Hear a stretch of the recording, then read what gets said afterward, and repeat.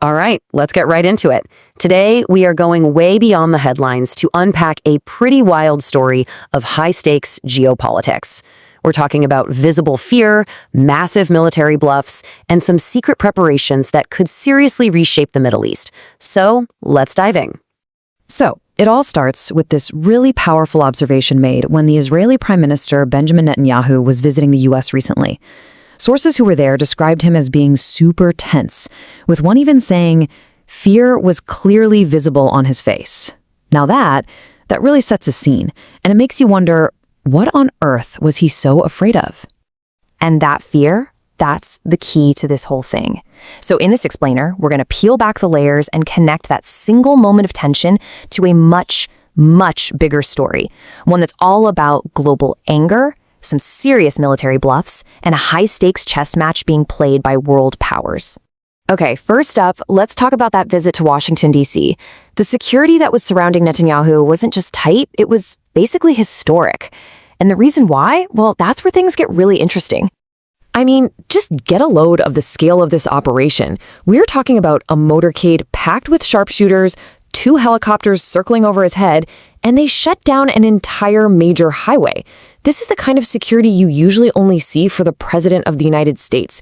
It was a massive, massive show of force. Which brings us right back to that main question. Why did he need this kind of intense security bubble? You'd probably think it was about a foreign threat, right? Or maybe some known terror group. But the real answer is way more surprising. And here is the twist. Sources are suggesting the main threat wasn't external at all. The security was there to shield him from public anger, to stop protests from escalating into what they called an unpleasant incident, or maybe even to avoid some kind of legal action against him on U.S. soil. The real fear? It was of the people. And this anger wasn't just an American thing. If we zoom out a little, we start to see this really clear pattern of backlash popping up all over the globe. It paints a picture of this widespread and growing frustration. You can really see two sides of the same coin here. On one hand, you have Netanyahu in the U.S. needing that insane security and, according to some reports, having his war plans shot down in meetings. Then, at the exact same time, literally halfway across the world, you have the Israeli president, Isaac Herzog, getting hit with these fierce protests in Sydney that even led to clashes and arrests. When you put them together, it's a pretty clear signal of rising international pressure. So, with all this tension building up, what was the official U.S. response? Well, they went for a classic move, a big show of military might. The message was meant to be simple, direct, and, pretty intimidating.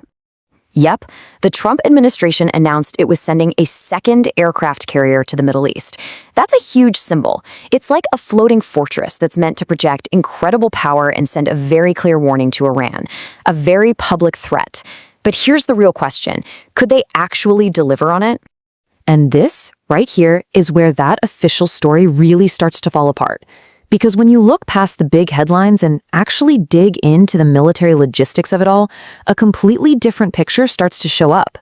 Okay, let's break this down because it's pretty wild. So the USS Gerald R. Ford, it's already out there, but it's been at sea for 8 months and is apparently having some technical problems.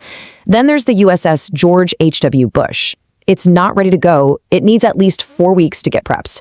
And moving the USS George Washington from Japan, well, that would leave a giant strategic hole in the Indo-Pacific, right on China's doorstep. Yeah, the options were not good. So the takeaway here is pretty stark. Despite all the tough talk, the ability to immediately send another carrier just wasn't there. This huge public gesture, this powerful threat, it really looks like it was just a military bluff. So if the whole carrier thing was a bluff, does that mean nothing was going on? Oh, far from it. It just means the real preparations were happening somewhere else entirely, out of sight and totally under the radar. Because while everyone's eyes were looking out at the sea, the most important military moves weren't happening on those aircraft carriers at all. Now, instead, the real action was shifting to land-based systems, which were quietly being moved into very strategic spots across the region. And honestly, the only reason we even know this is happening is because commercial and state-run satellites captured the whole thing from orbit, giving us this rare peek into a secret buildup. And this is what they saw. In Qatar, satellite images showed U.S. forces loading Patriot air defense launchers onto trucks, getting them ready for quick deployment. At the same time, satellites picked up the activation of multiple THAAD missile defense systems all across Jordan. This strongly suggests that there's some secret cooperation going on with Jordan, positioning these key assets for a potential conflict. And by the way, for anyone who's not familiar, THAAD stands for Terminal High Altitude Area Defense.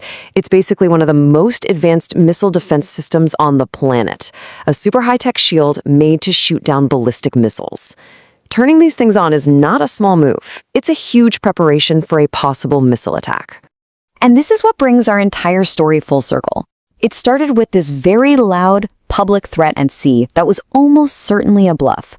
But it ends with solid evidence of a secret and very real military buildup happening on land. The real game was always being played in the shadows. This leaves us with a really critical thought. In this world of high-stakes geopolitics, the loudest threats you hear are often not the most dangerous ones. The real story is what's being done when nobody is supposed to be looking. And it really makes you wonder, what other moves are being made, right now, completely out of our view?